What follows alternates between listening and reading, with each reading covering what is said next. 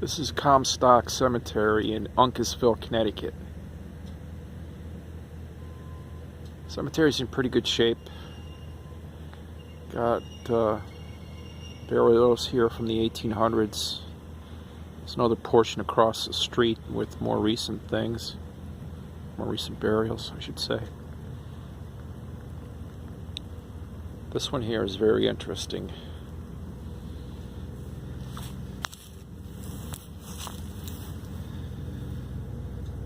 Joseph A. Costar, lost at sea March 12, 1888, aged 28 years. This young man was lost during the Great Blizzard of 1888.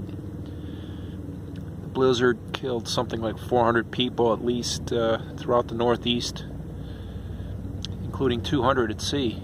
So this young man was one of the folks on a ship somewhere that was lost.